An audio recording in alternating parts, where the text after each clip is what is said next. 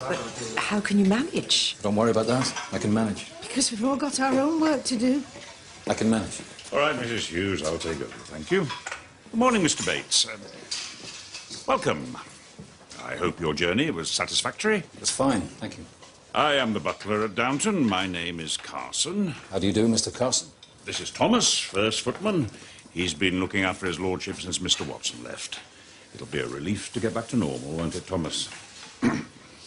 I assume that everything is ready for Mr. Bates's arrival.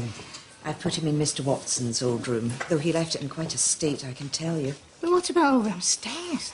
I keep telling you, I can manage. Of course you can. Thomas, take Mr. Bates to his room, show him where he'll be working.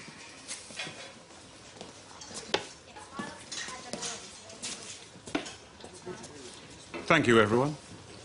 Well, I can't see that lasting long. Thank you, Miss O'Brien.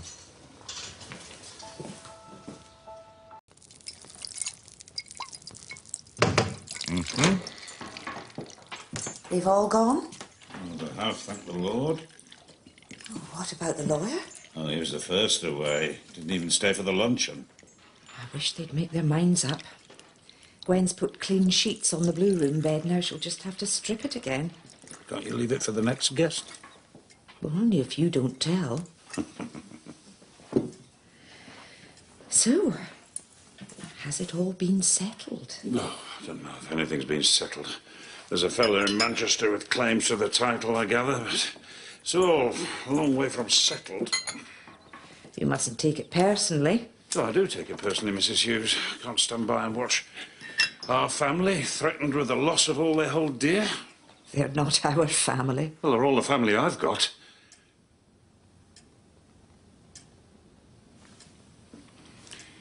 I beg your pardon.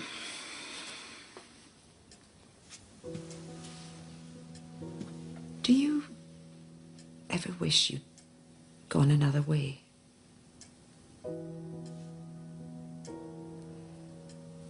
Worked in a shop or a factory, had a wife and children? Do you?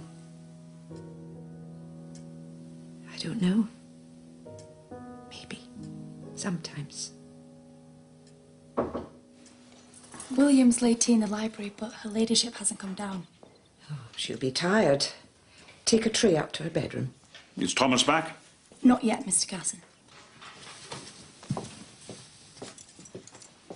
He asked if he could run down the village. I didn't see why not. William, you mustn't let Thomas take advantage. He's only a footman, same as you. That's all right, Mrs. Hughes. I like to keep busy. It takes your mind off things. What things have you got to take your mind off? If you're feeling homesick, there's no shame in it. No. Means you come from a happy home. There's plenty of people here would envy that. Yes, Mrs. Hughes.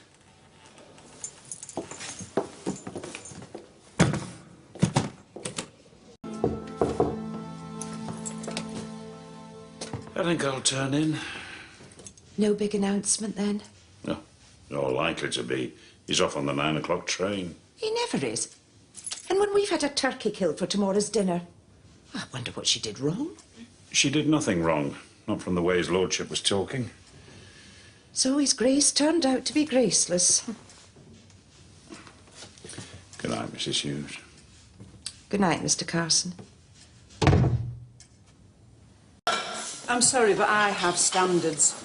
I'm just saying something ever so odd. And if anyone thinks I'm going to pull my forelock and curtsy to this Mr. Nobody from nowhere... O'Brien, were you discussing Mr. Crawley? Yes, my lady. Is it your place to do so? I've got my opinions, my lady, same as anybody. Can I help your ladyship? This is the button we're missing from my new evening coat. I found it lying on the gravel. But I was shocked at the talk I heard as I came in. Mr. Crawley is his lordship's cousin and heir. You will, therefore, please, accord him the respect he's entitled to. But you don't like him yourself, my lady. You never wanted him to come You're here. sailing perilously close to the wind, O'Brien. If we're to be friends, you will not speak in that way again about the Crawleys or any member of Lord Grantham's family. Now I'm going up to rest. Wake me at the dressing gong.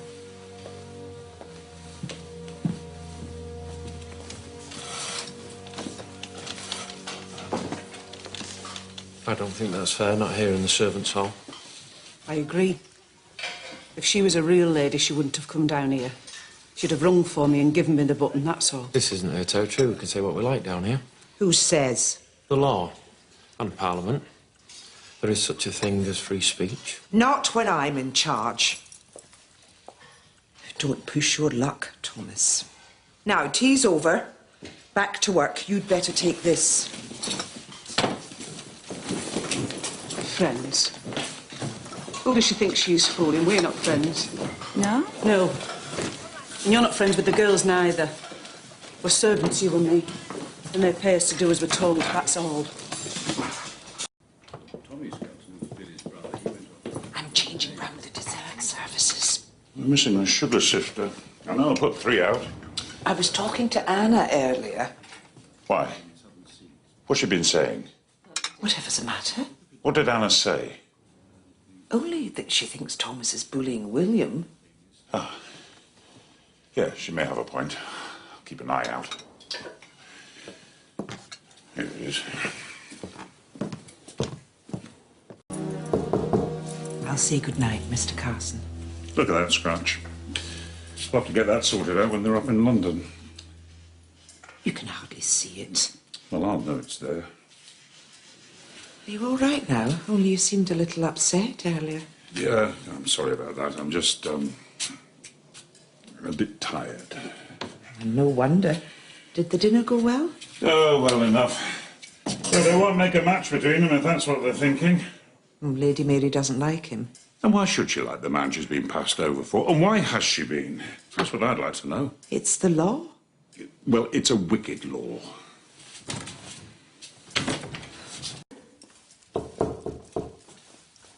If you're going to the ceremony, I thought we might walk together. Certainly I'm going. I want to see the old bat's face when they announce it. I must try not to look too cheerful.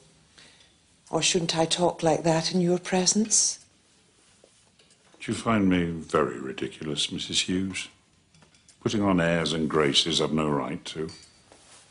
What's brought this on? Nothing. Except at times I wonder if I'm just a sad old fool. Mr. Carson, you are a man of integrity and honour who raises the tone of this household by being part of it. So no more of that, please.